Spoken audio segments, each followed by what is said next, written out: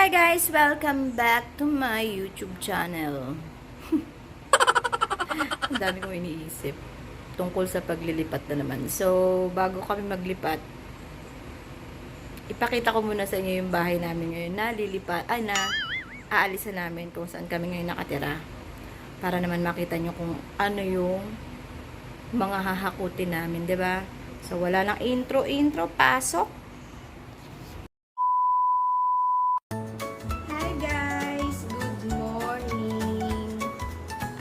Bago po kami lumipat dun sa kabilang bahay, nakalimutan ko nga pala kayong i-tour dito sa aming bahay dati, 'di ba? So dun sa kabilang bahay, bago kami lumipat dito, ayun, nakapag-house tour ako. Nakita niyo yung bahay namin dati. So ngayon, huli man daw at magaling, huli pa din.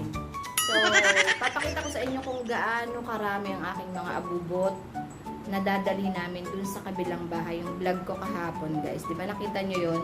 Yung lilipatan namin, 2 bedroom plus malaking sala. Malaki naman yung ano namin, yung lilipatan. Kaya baka magkasya na yung mga kalat ko.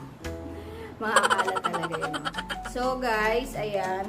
Sa Friday na yung lipat namin. Kaya magiging super duper busy talaga ang inyong pasiting. Ayan. Medyo nakakatamad ng mag-ayos kasi nga nag-i-impake na kami. Ako naglalagay na ako ng iba kong gamit sa mga box. So binigyan lang kasi kami dito ng 1 week na paligid para makalipat sa ibang bahay kasi may reason sila, government pabahay. Yun. So lipat agad kami dahil masunuri naman kami. Ayun guys, iha-house tour ko kayo. Tingnan nyo guys kung gaano karami yung ililipat naming mga gamit. Ayan, mag-start tayo dito sa sala. Ayan, kung nakikita nyo sa likod, ganito lang naman yung mga bahay dito sa Qatar. Parang dire-diretso lang. So, marami talaga akong boxes. Marami akong mga kalat na nakaka-stress din. Pero, wala guys kasi magtapon ng mga gamit ko. Basta yun. Ganon. Hindi ako nagtatapon ng mga gamit ko. Pero depende naman kung patapon na din, natapon ko na.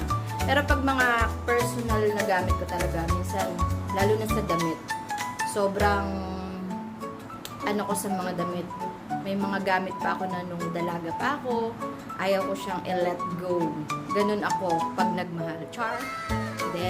Kasi wala lang. Gusto ko lang. Nasusunod ko pa siya eh. Proud ako sa sarili ko minsan kasi nga, ang payat ko pala noon. Paano ko na ngayon? Ayun, ganon. Pero hindi rin naman. Parang wala lang. Gusto ko na talaga itabi. So, ayan. Ikot ko na kayo dito sa aming bahay. Nandito ako ngayon sa sala. Ayan. Ang likot ko. Eto here. Alisin ko yung flash. Ayan lang naman.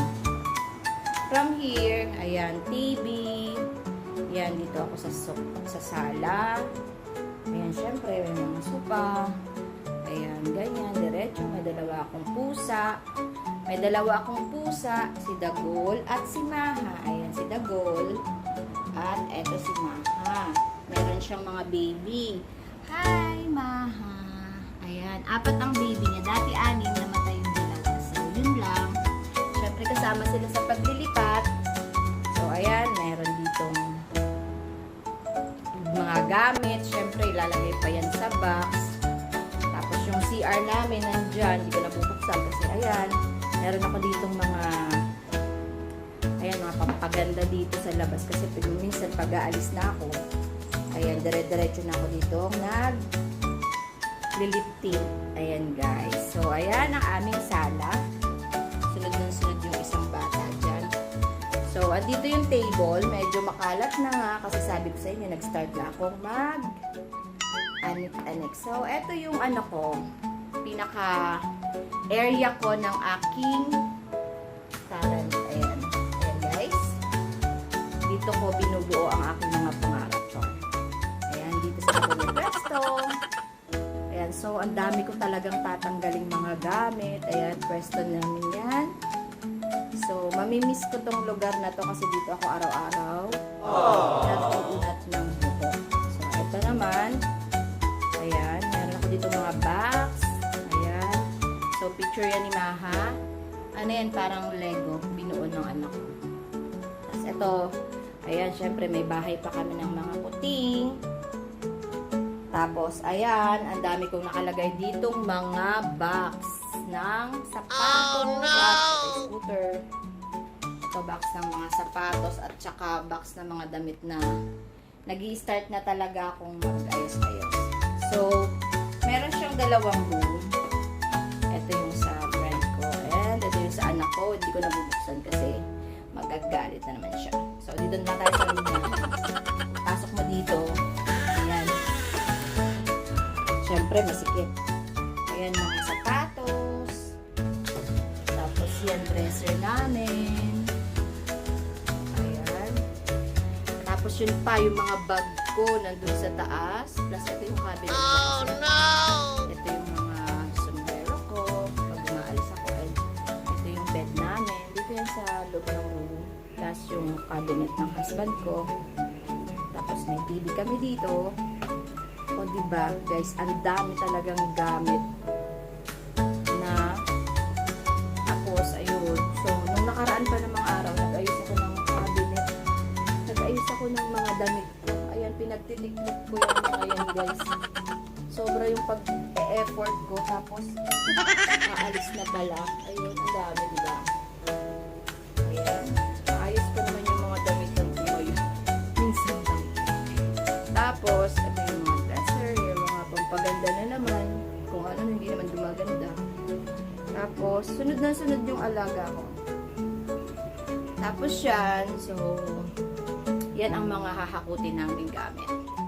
Tapos, labas na tayo. Naiwan kong bukas ang aking kwarto. Ayun, guys, o, diba? So, ito yung kitchen. So, marami pa talagang kalat. Talaga aayusin pa namin yan mamaya. So, ayun, diba? Kung kayo yung nasa kalagayan ko, sobrang hirap. Sobrang hirap ng aking gagawin.